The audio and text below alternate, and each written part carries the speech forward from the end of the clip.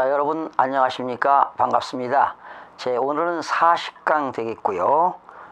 건물 명도에 대해서 살펴보겠는데 이 시간에도 상당히 재미있습니다. 자, 오늘 40강 되겠습니다.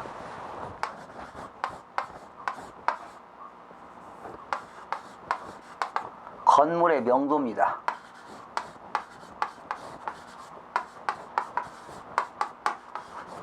명도.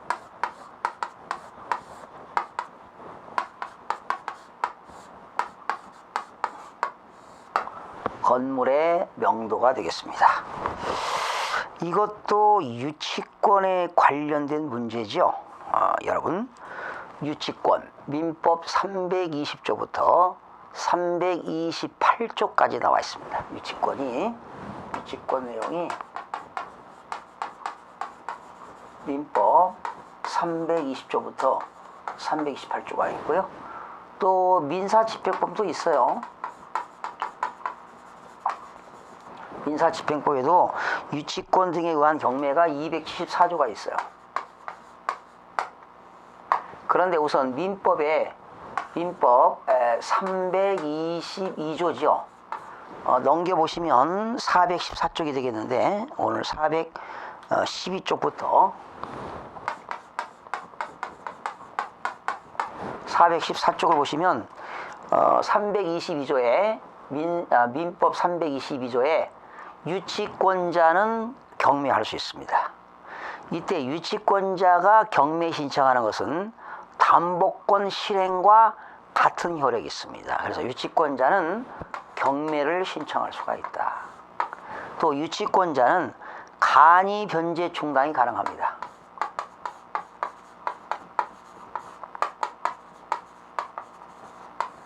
간이 변제 충당이라고 하는 것은 유치권자가 그 유치 목적물에 대해서 감정 의뢰해 가지고 그것을 처분해서 채권에 충당하는 것이 되겠는데요. 거기 322조 1항 볼까요? 유치권자는 채권의 변제를 받기 위하여 유치물을 뭐 할 수 있다? 경매할 수 있다. 바로 담보권 실행, 유치권에 의한 경매는 담보권 실행과 같습니다. 2항 보니까요. 간이 변제 충당이라고 나와 있는데 정당한 이유가 있을 때는 유치권자는 그 채권을 회수하기 위해서 유치 목적물을 감정인에게 평가를 해가지고 그 유치물을 직접 변제에 충당할 것을 그냥 되는 게 아니라 법원에 유치권자가 청구해야 됩니다. 유치권자는 청구권이 있어요. 법원에.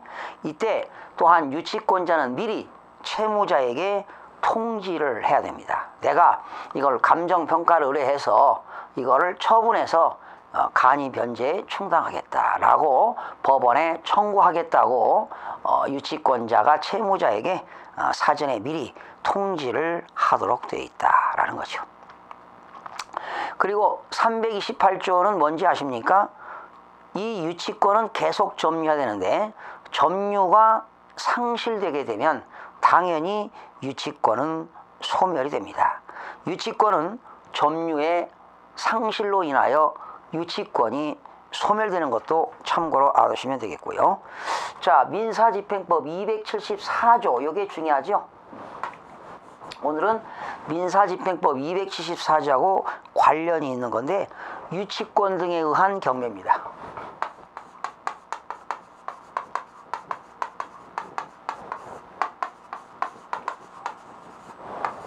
여러분, 민사집행법 274조를 보시게 되면 말이죠. 유치권자가 유치 목적물에 대해서 경매를 신청했어요. 담보권 실행과 같죠. 그런데 그 유치 목적물에 대해서 담보권 실행을 위해서 의무경매가 개시되고 유치 목적물에 대해서 그 가압류권자가 본압류 이행으로 강제 경매가 개시되게 되면 유치권 경매는 정지됩니다. 그리고 의무 경매와 강제 경매가 계속 진행이 되는 겁니다. 그런데 만약에 그 유치 목적물에 대해서 강제 경매와 의무 경매가 뭐가 되면 취소가 되면 어떻게 될까? 취소가 되면 유치권에 대한 경매는 계속 진행되게 되어 있습니다. 그게 274조 볼까요? 유치권에 의한 경매와 민법, 상법, 그 밖의 법률 규정에 따른 경매는 담보권 실행을 위한 경매에 따라 실시한다. 그러니까 유치권에 의한 경매는 담보권 실행에 의한 경매니까 뭡니까? 의무경매가 되겠죠. 2항 유치권 등에 의한 경매 절차는 목적물에 대하여 강제경매, 담보권 실행을 위한 경매 절차가 개시될 때는 유치권에 의한 경매는 정지됩니다.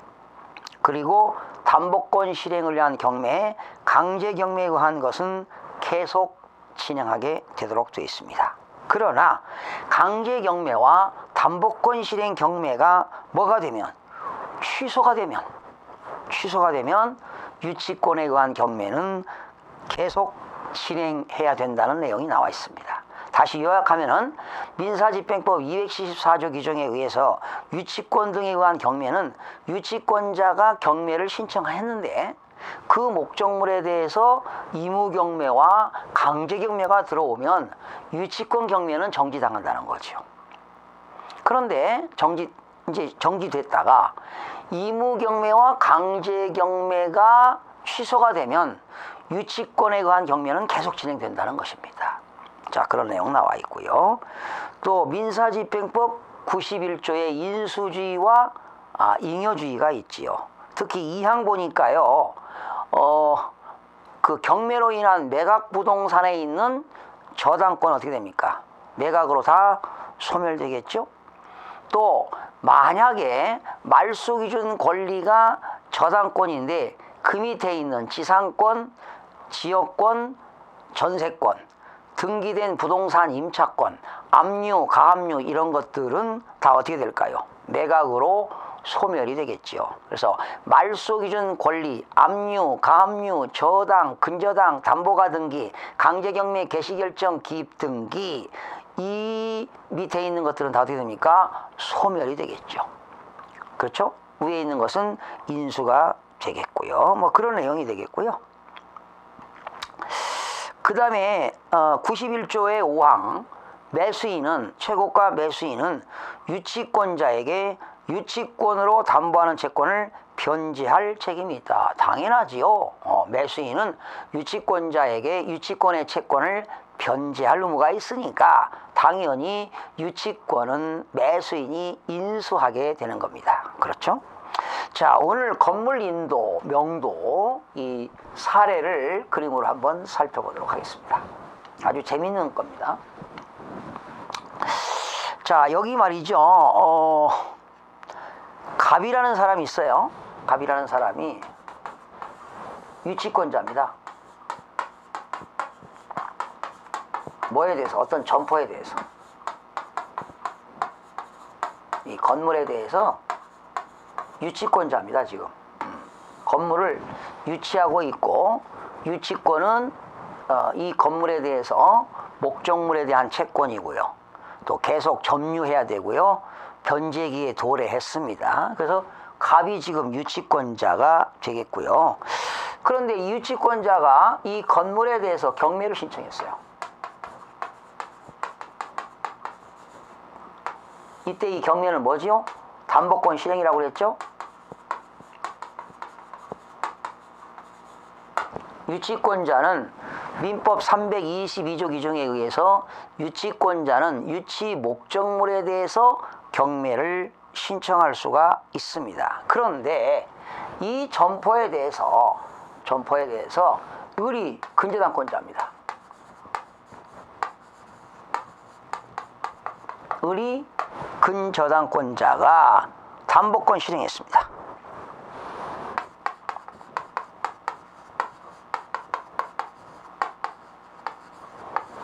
지금 원래 갑이 유치권자가 유치 목적물에 대해서 먼저 경매 신청했어요. 그러면 진행하다가 이 다시 을이 근저당권자가 담보권 실행하게 되면은 이 경매 신청은 어떻게 됩니까? 정지됩니다.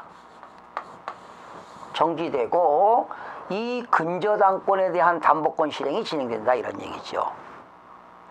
그래서 이 건물을 누가 낙찰 받았느냐, 여기 낙찰이 있어요. 어떤 매수인이 있어요. 매수인이.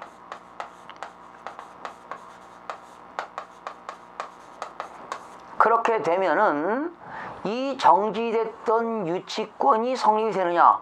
당연히 성립됩니다.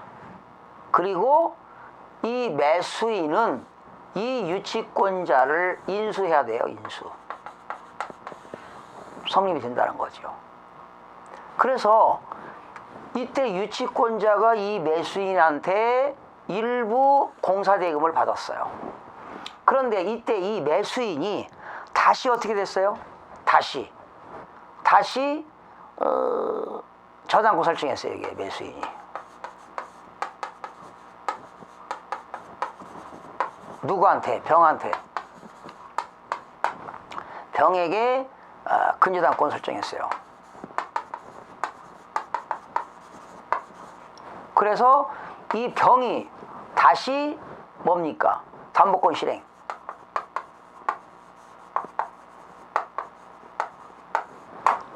담보권 실행했다는 거죠. 그러니까 지금 이 낙찰자가 당연히 이 유치권 인수해야 되잖아요.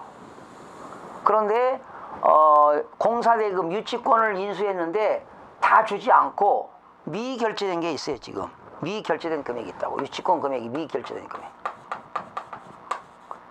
미결제된 금액이 있는 상태에서 이때 매수인이 또 근저당을 설정했어요.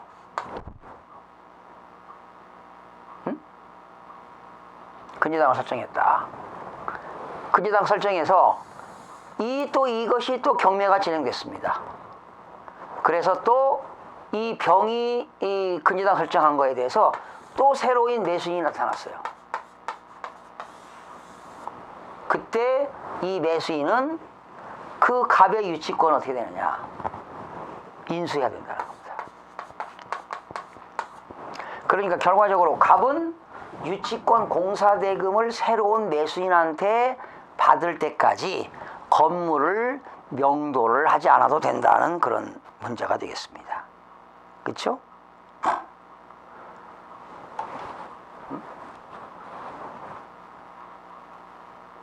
이해가 되셨나요?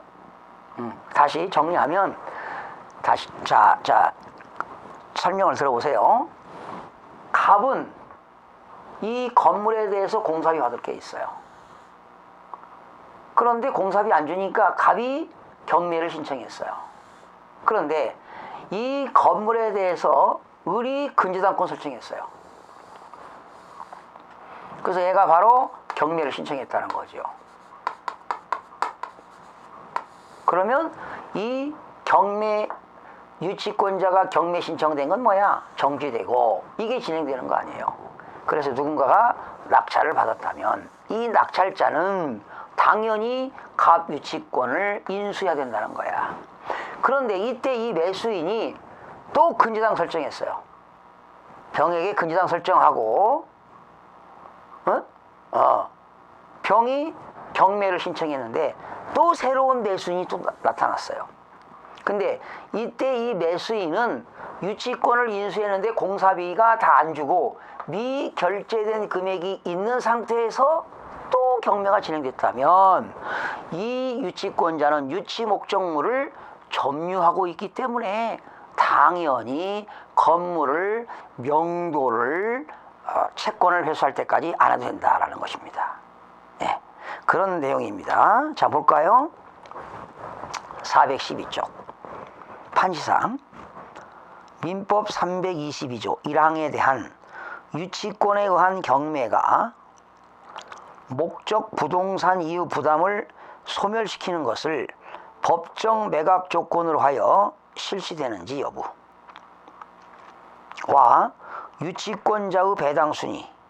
여러분, 유치권자의 배당순위도요 일반 채권자의 동일한 순위가 되겠지만 이 유치권은 일반 채권자와 동일한 순서지요. 그러나 누가 인수한다는 겁니까? 매수인이 인수하는 겁니다. 거기 보세요. 집행법원의 매각 조건을 통하여 목적 부동산 이유 부담을 매수인이 인수하도록 정할 수 있는지. 그렇죠.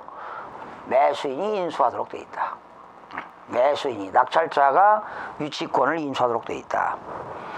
유치권에 의한 경매 절차가 정지됐죠. 유치권자가 경매를 신청했는데 정지됐어요.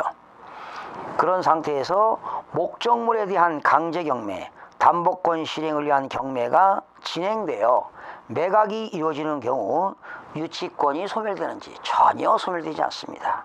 계속 유치권은 성립이 되는 겁니다. 그 다음에 세 번째, 유치권자인 갑의 신청으로 유치권에 대한 경매 절차가 개시되어 진행하던 중, 이게 지금 유치권자가 경매 신청해서 진행하던 중에 이 을이라고 하는 근저당권자가 경매 신청으로 점포 등에 대한 경매 절차가 개시되어 유치권에 기한 경매 절차는 어떻게 됩니까? 당연히 정지가 되겠죠. 을이 담보권 실행 등을 위한 경매 절차에서 점포를 낙찰받아 소유권을 취득하였는데 이후 그 점포에 대하여 다시 개시된 경매 절차에서 평등히 점포를 낙찰받아 소유권을 취득한 사안에서 유치권에 의한 경매 절차는 근저당에 의한 경매 절차가 개시됨으로써 정지되었고, 을이 경매 절차에서 점포를 낙찰받아 유치권 부담까지 함께 인수받았다고 보아하므로 유치권자인 갑은 공사대금, 미변제, 미결제 또는 미변제된 부분에 대해서 모두 변제받을 때까지 점포를 유치할 권리가 있다고 본 원심 판단을 수긍한 사례다. 결과적으로 지금 어떤 내용입니까? 유치권자가 경매를 신청했는데 그 유치 목적물에 대한 근저당권자가 경매를 신청하게 되면 이 유치권에 의한 경매는 뭐한다? 정지된다, 이런 얘기죠. 그렇죠? 정지된다고 해서 유치권이 소멸되느냐? No, 소멸되지 않습니다. 그대로 살아있습니다. 그래서 새로운 낙찰자가 유치권을 인수하게 되는 거예요. 그런데 이 유치권자가 새로운 낙찰자로부터 채권을 다 회수하지 못한 상태에서 그 물건이 낙찰자가 또 경매를 당했어요. 그럴 수 있잖아요. 은행에 저당권 설정해가지고 또 경매를 당했다고 한다면 또 누군가가 낙찰받았을 거 아닙니까? 그때 매수인한테 매수인은 이 유치권자가 변제받지 못한 미변제된 금액도 매수인이 인수한다는 겁니다. 결과적으로 미변제받은 유치권자는 또한 유치권이 성립된다는 거예요. 그렇죠? 그러니까 공사대금 받을 때까지 건물을 명도해서는 안 된다는 겁니다. 채권을 회수한 이후에 건물을 명도해야 된다는 그러한 대법원 판례가 되겠습니다. 여러분 재미있지 않습니까? 자, 이렇게 해서 오늘은 건물 명도에 대해서 유치권에 대한 내용을 살펴봤는데요. 자, 같은 유치권이라 하더라도 어떻습니까? 좀 상당히 내용이 방대한 내용이 됐죠. 그래서 여러분들이 이러한 유치권에 대해서도 여러분들이 다양한 내용을 알아야 자신 있게 여러분들이 물건을 분석할 수 있고 과감하게 실행을 옮길 수가 있습니다. 여러분, 경매에서는요 가장 중요한 게 뭡니까? 첫 번째가 권리 분석이죠. 권리 분석입니다. 권리 분석.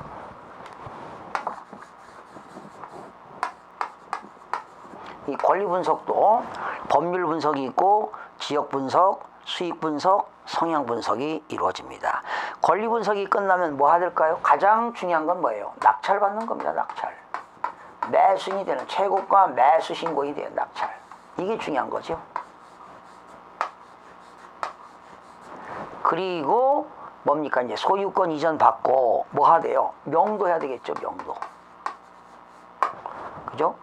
그리고 뭐 합니까? 팔아야 되겠죠? 처분이 되겠습니다. 그래서 어떤 사람들은 권리 분석도 중요하고 명도도 중요하고 다 중요하지만 중요한 건 낙찰이죠. 이런 건 기본으로 되는 거죠. 명도 어렵잖아요. 그리고 가장 중요한 게 뭡니까? 처분이 되겠어요.